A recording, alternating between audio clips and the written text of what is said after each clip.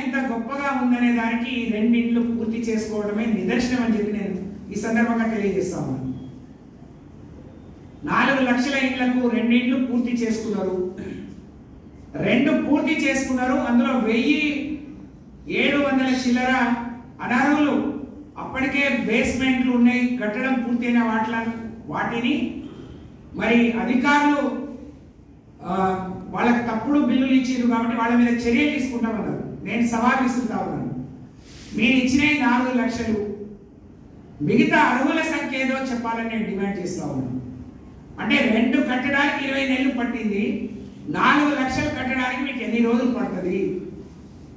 కేవలం ఎన్నికల కోసం మాత్రమే చెప్పడానికి 6 గ్యారెంటీలు మేము పూర్తి చేస్తున్నాం ఒక్కొక్కటి అని చెప్పడానికి మాత్రమే మీరు పత్రికల ముఖంగా, మీడియా ముఖంగా, వేదికల మీద మాట్లాడడానికి పనికొస్తుంది తప్ప మరి ఎక్కడైనా ప్రత్యక్షంగా ఫీల్డ్లో ఎక్కడ చూసినా, క్షేత్రస్థాయిలో ఎక్కడ చూసినా ఒక్క ఇల్లు పూర్తి కాలేదు అని అంటే మీ పాలన ఎలా ఉందో ప్రజలు గమనించాలని నేను కోరుతా ఉన్నాను.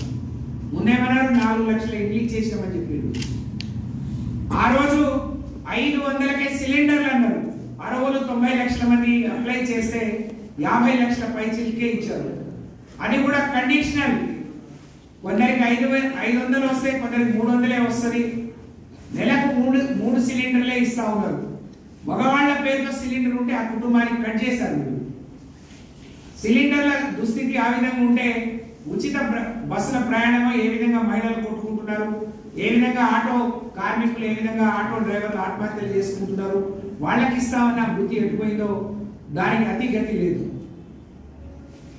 మేము కూడా 6 లక్షల పైచిలకు రేషన్ కార్డు ఇచ్చాం. ఎక్కడ చిన్న ప్రచారానికి తావు ఇవ్వలేదు. ఎక్కడ నీలాగా వేదికలు కట్టుకొని హెలికాప్టర్లో పోయి ఇవ్వలేదు. ఎవరు అర్హులో మీరు ఆన్లైన్లో అప్లై చేసుకోండి. మీరు ఒక కుటుంబం నుంచి ఇంకో కుటుంబం విడిపోతే మీ వివరాలు ఆన్లైన్లో ఇవ్వండి, మేము ఇస్తామని చెప్పాము. ఈ రాష్ట్రంలో దాదాపు 1,00,000 కోట్లకు పైగా రైతులకు మద్దతు ఇవ్వడానికి రుణమాఫీ కావచ్చు, రైతు బంధు కావచ్చు, రైతు బీమా కావచ్చు మేము ఇచ్చాం. మేము కేసీఆర్ గారిని అడిగినాం క్యాబినెట్లో ఉన్నప్పుడు.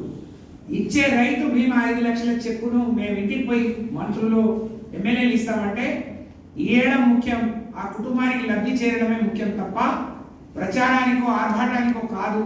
కాబట్టి దాంట్లో మీరు జోక్యం కల్పించుకోవద్దు అని చెప్పి చాలా గొప్పగా పేదవాళ్లకు, మరి ఒక ఉద్యోగి చనిపోతే వచ్చే బీమా ఒక రైతు కుటుంబానికి ఇచ్చి గొప్పగా ఆదుకున్నప్పుడు కూడా దాన్ని మేము ప్రచారం చేయలేదు. కానీ మీరిచ్చే 100 రేషన్ కార్డులు కోసం మరి వేల మంది కాంగ్రెస్ పార్టీ నాయకులను పోగు చేసి మరి లేని ఆర్భాటం చేసి ప్రభుత్వ సొమ్మును దుర్వినియోగం చేస్తూ ఈరోజు మీరు ఆర్భాటం చేసుకుంటూ అక్కడ బీఆర్ఎస్ పార్టీ కార్యకర్తలను, అక్కడికి వచ్చే ప్రజానికానికి బీఆర్ఎస్ పార్టీ ప్రజాప్రతినిధులను ఇబ్బందికి గురి చేయాలని మీరు చేయటం నిజంగా చాలా దురదృష్టకరం. ఇది దుర్మార్గం. దీన్ని తీవ్రంగా ఖండిస్తున్నాం.